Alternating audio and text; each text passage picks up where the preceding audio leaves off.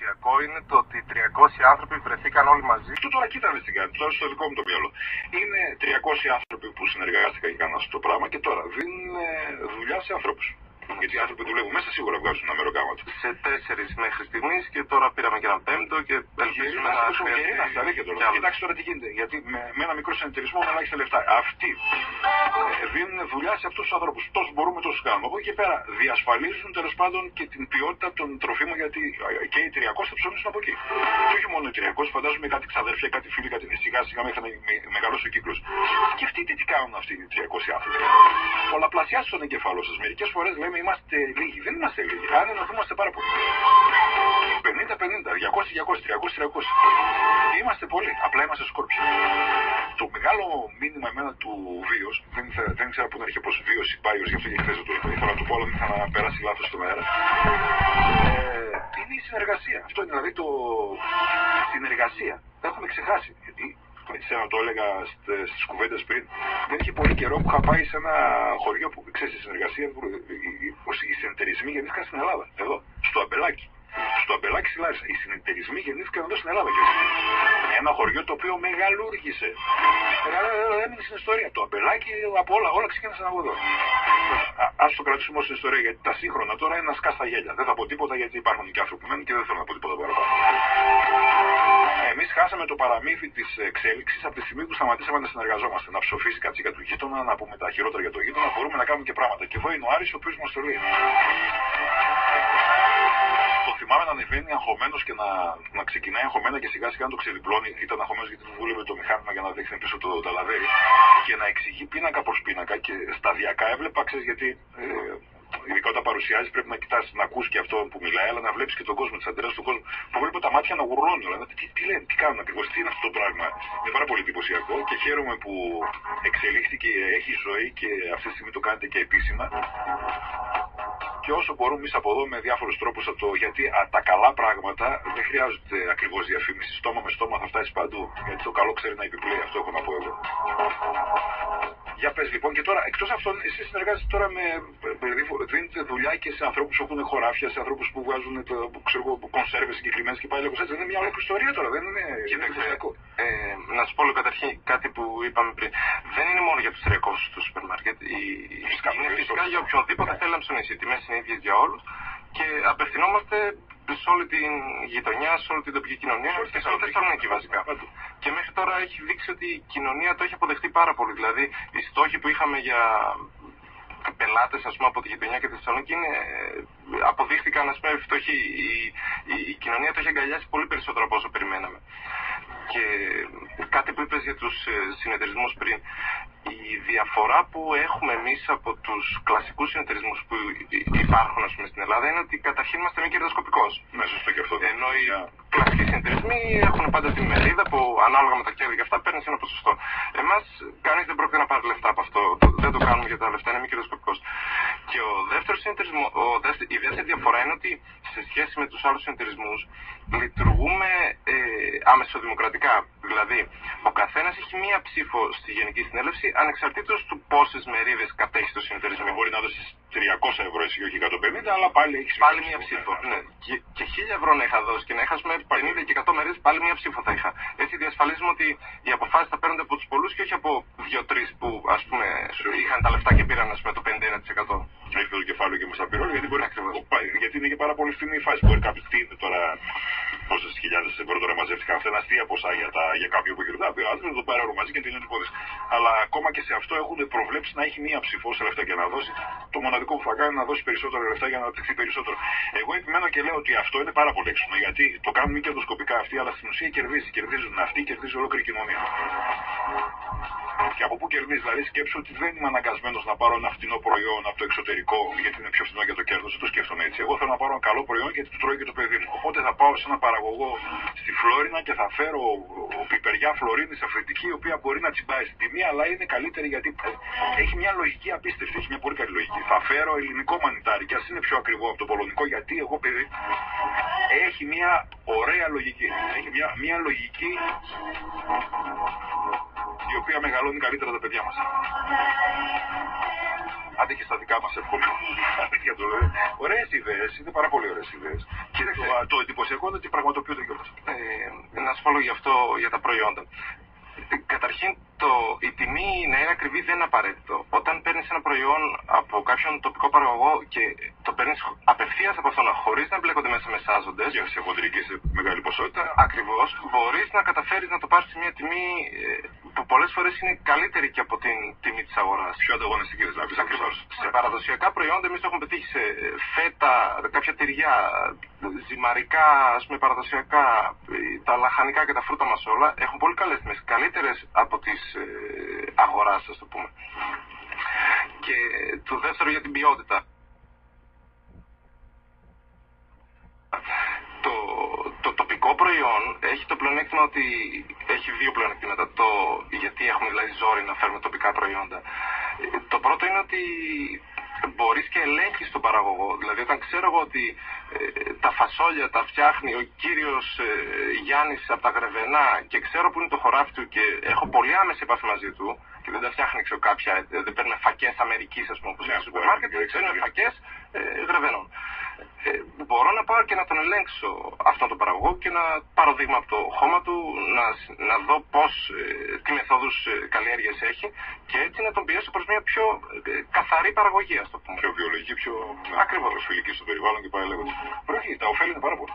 Και το δεύτερο όφελος είναι ότι παίρνοντας, που εμένα με αυτό, επειδή είμαι και με ενδιαφέρει να προστατεύσω το περιβάλλον, ας πούμε, μου φαίνεται πολύ σημαντικό, το τοπικό προϊόν διανύει λιγότερα τροφοχιλιόμετρα, όπως λέμε.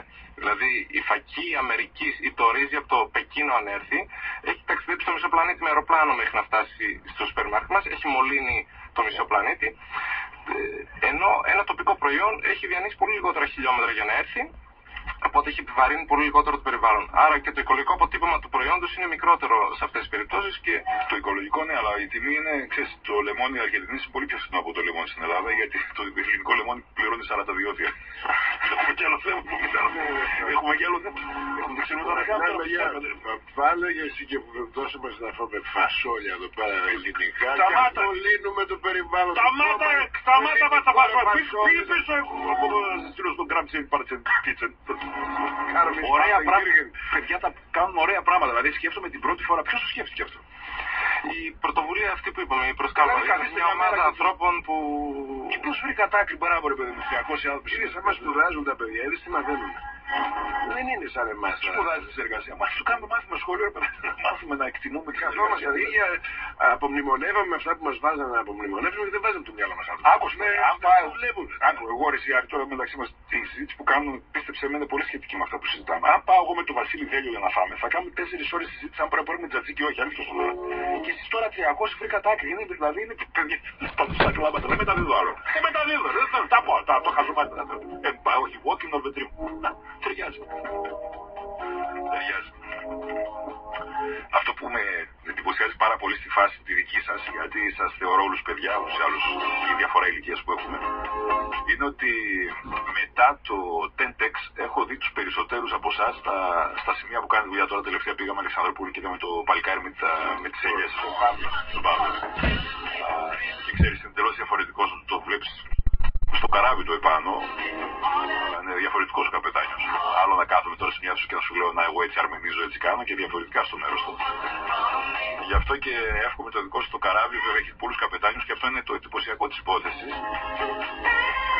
Το παράδειγμα με το πλοίο πάντα μου άρεσε, γιατί κάποτε το έχω ακούσει σε μικρή ηλικία από έναν μεγάλο άνθρωπο και μου άρεσε. Ξέρεις, το πλοίο είναι η απόλυτη δημοκρατία.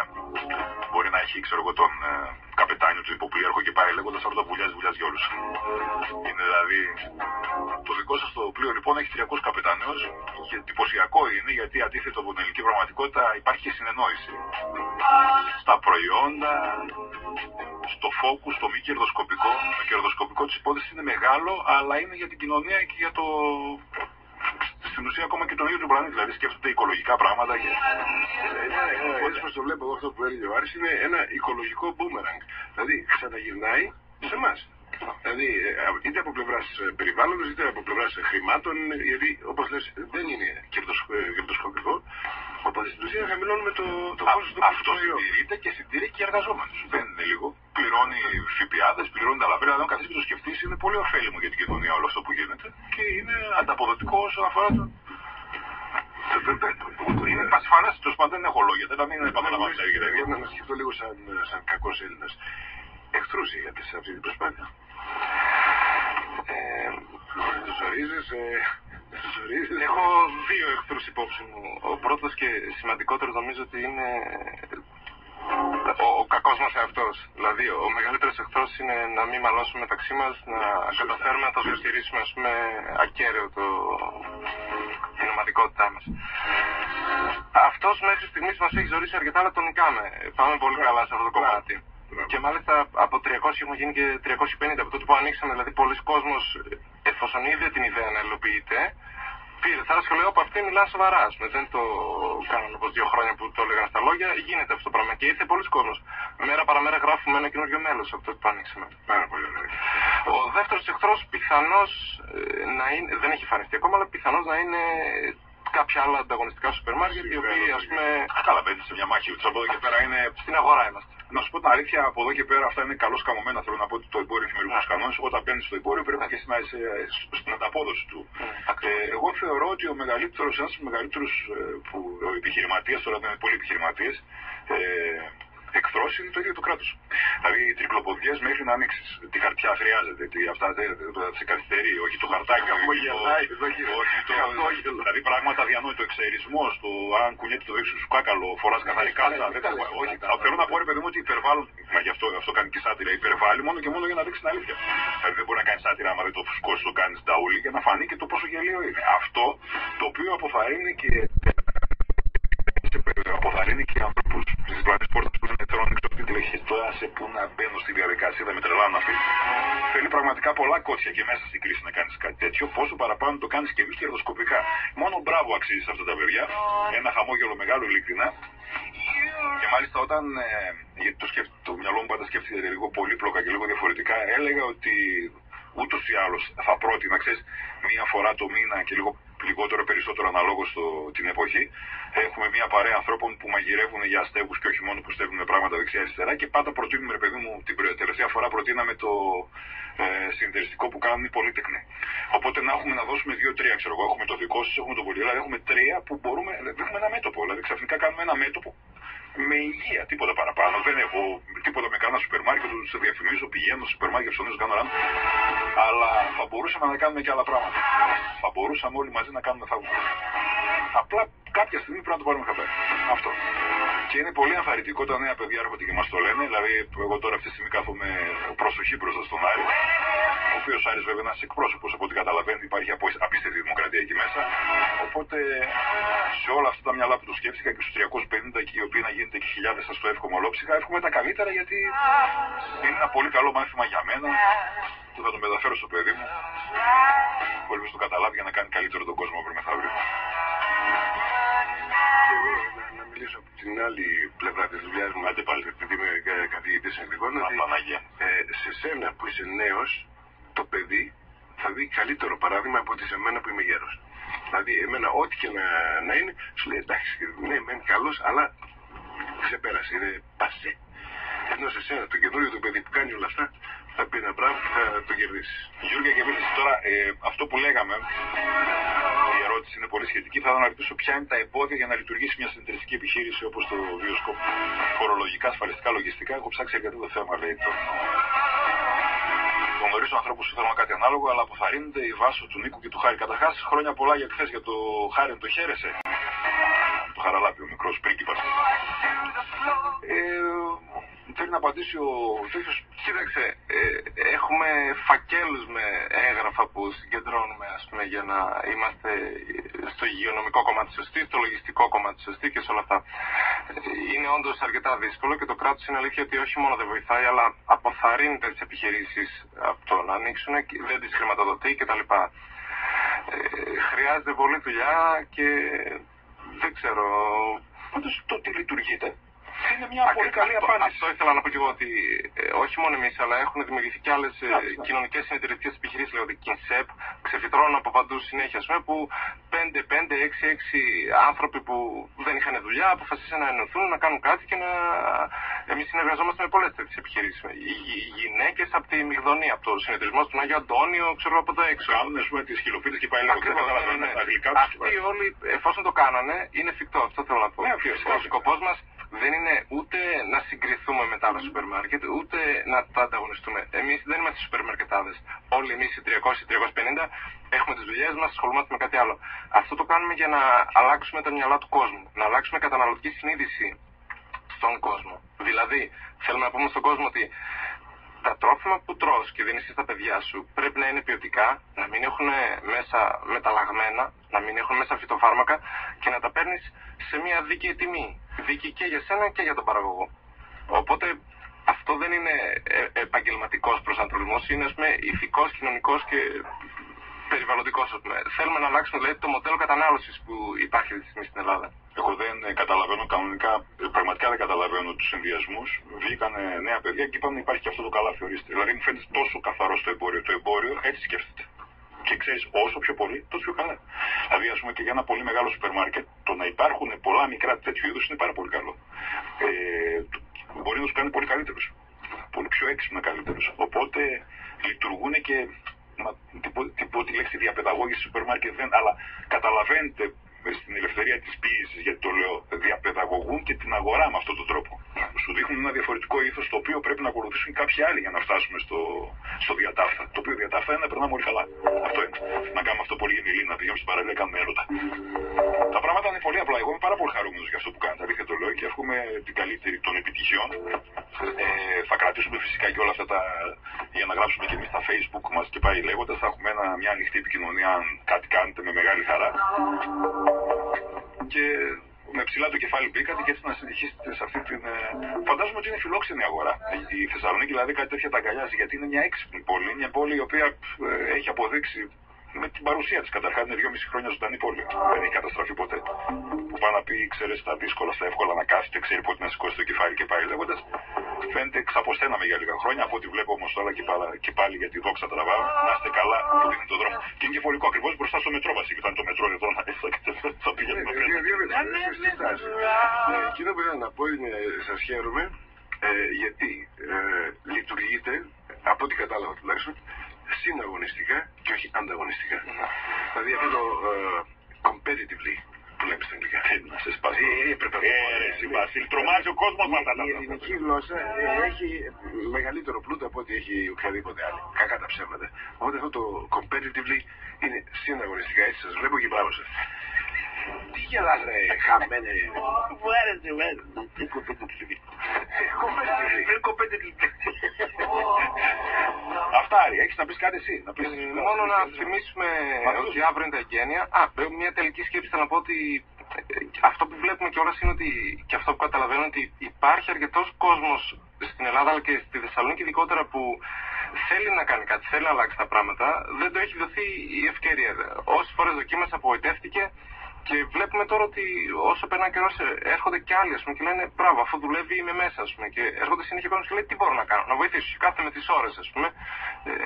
Και είναι πολύ εντυπωσιακό αυτό. Δείχνει δηλαδή ότι υπάρχει δυναμική από τον κόσμο, θέλει ο κόσμος να κάνει κάτι, απλώς πρέπει να βρει κάτι που να λειτουργεί σωστά και να το αγκαλιάσει. Και να πούμε για αύριο για τα εγγένεια. Αύριο από τις 6 το απόγευμα και μετά θα είμαστε εκεί, θα έχει και ζωντανή μουσική. Όπως, ωραία. Ναι, ζωντανή μουσική. Κοίτα χαρά, Βέλιος. Θα πάμε να λιχνίσουμε το κορδί. Πάει και τυράκια. Θα έχει πολλά τυράκια. Θα έρθουν διάφοροι παραγωγοί που έχουν τα προϊόντα του σούπερ μάρκετ να παρουσιάσουν τα προϊόντα τους και θα μας κεράσουν και διάφορα οργάνικα τέτοια. Θα μας κεράσουν, έτσι, όλοι μαζί. Θα μας κεράσουν. Εννοείται. Και είστε όλοι προσκεκλημένοι να έρθετε να γνωρίσετε τους παραγωγούς, να δείτε τα προϊόντα, να καταλάβετε τι διαφορά έχει αυτό το σούπερ μάρκετ από τα υπόλοιπα, να γνωρίσετε και εμάς και εδώ είμαστε. Ξέρεις, κάνω πολλά χρόνια αυτό το δεν ξέρω, δεν είναι δουλειά, τη χαρά που έρχομαι και κάνω ραδιόφωνο και χρησιμοποιώ πολλά χρόνια μία λέξη. Η λέξη που χρησιμοποιώ και τέλος πάντων φαντάζομαι ότι με χαρακτηρίζει. Δηλαδή, άμα την ακούς, λες, αυτό είναι σερβετάς, είναι η λέξη επίθεση. Εγώ λέω ότι επίθεση, Γιώργια, επίθεση. Όταν τη βλέπω να πραγματοποιείται, δεν ξέρεις τι χαρά έχω μέσα μου. Μπράβο σας. Δεν έχω να πω τίποτα παραπάνω, κυρίες και κύριοι, φίλες και φίλοι. Λίγες διαφημίσεις. Καλή επιτυχία και τα λέμε.